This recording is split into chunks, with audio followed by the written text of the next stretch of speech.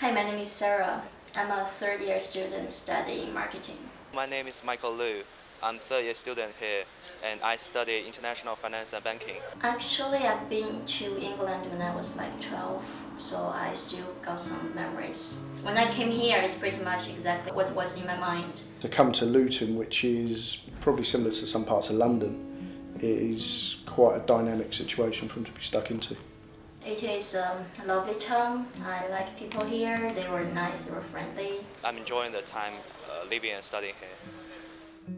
As an international office, we are the biggest international office in the UK.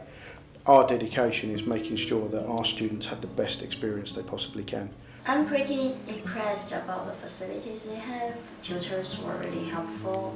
They are doing their best. I've got a lot of help from this university. It's a good university. Around 300 to 500, depends what intakes. But yeah, mostly undergraduates, but between 300 and 500 international students from China. You can imagine there are all kinds of students in that group. Some students are very motivated and very bright, other students are less motivated. But from what we've heard and what we've seen, Chinese students are, very dedicated at their roles. The language is a big issue, so obviously they are much more quiet, and I think they're probably much more insecure than other students when they start, and they tend to be quite shy to speak up to start with. It's a big deal for them to speak in English in a group of English-speaking students. We're working now very closely with the SU to open the student union doors, let people understand what student union is all about. It's not just a drinking culture, there's numerous different clubs, numerous different societies.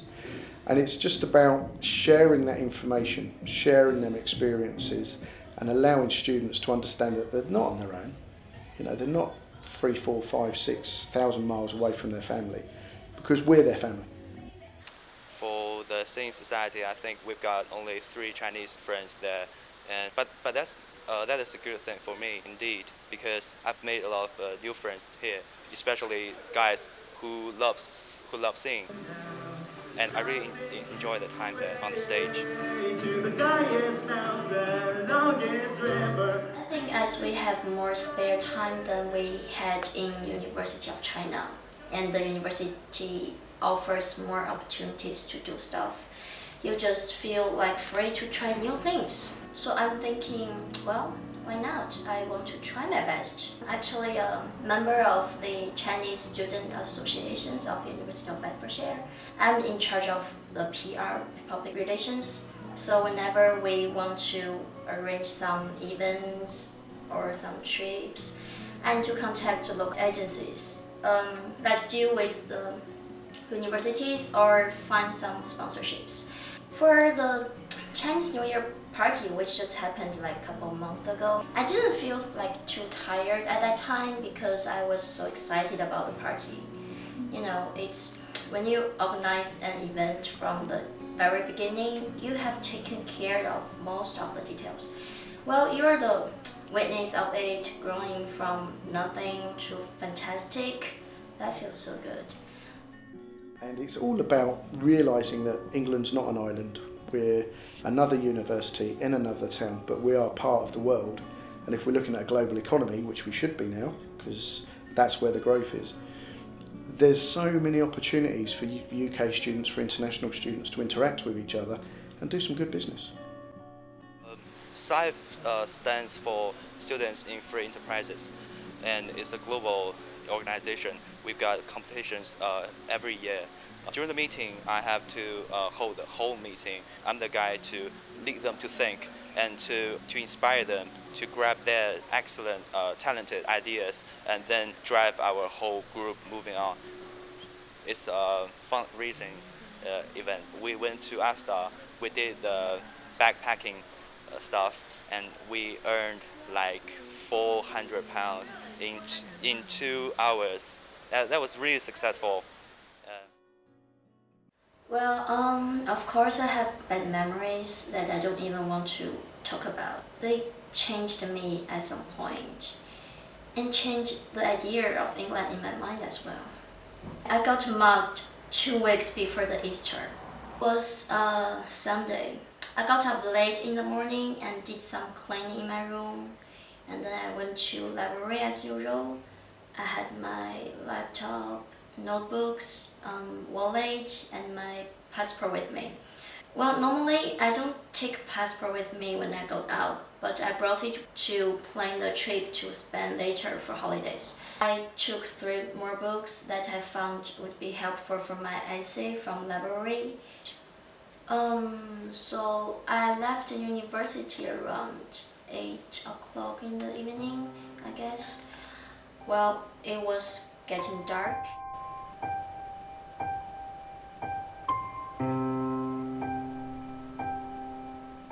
When I got in the halfway of the underpass, I heard of someone walking behind me. I felt those guys started to run very loudly. So I turned around and I saw there were like 3 guys in hoodies running to me. So I started to run, but they were just so close that I couldn't go anywhere. All of a sudden, a hand touched my left shoulder. They were trying to take my bag away from me. I fell down the ground.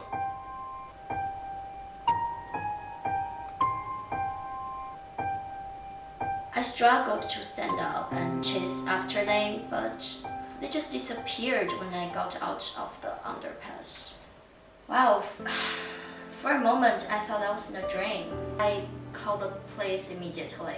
When being asked what was in my bag, I suddenly realized I nearly lost everything.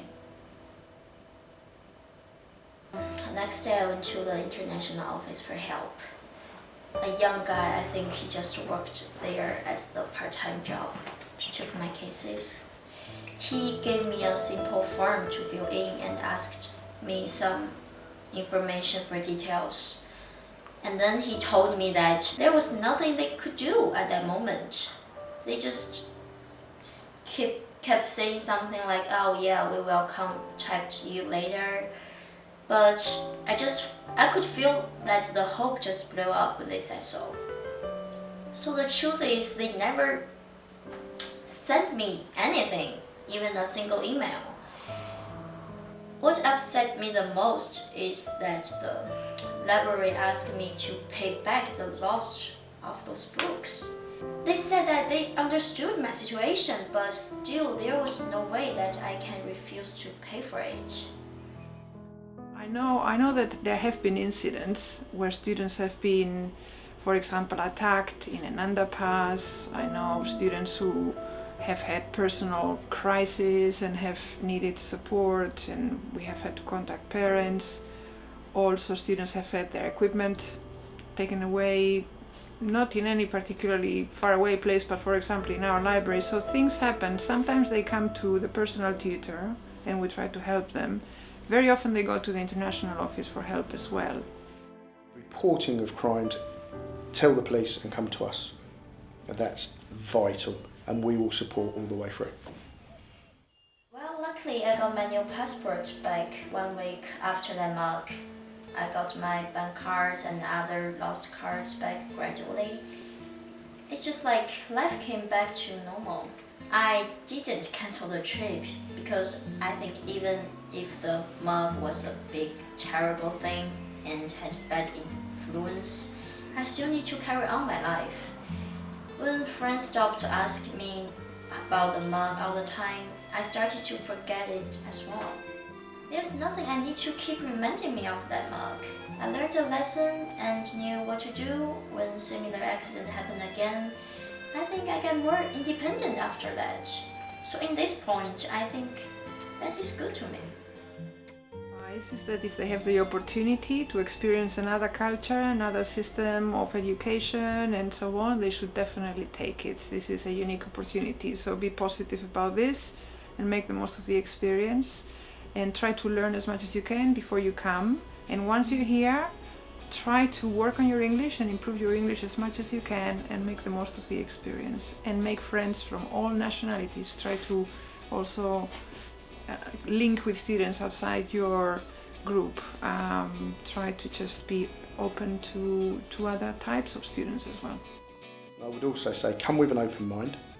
come ready to explore, not only as an academic, but socially, interact with other people, look around the countryside, go on trips, enjoy the experience, and don't be afraid. That's the key to me, is enjoy every part of it, because it's a once in a lifetime opportunity.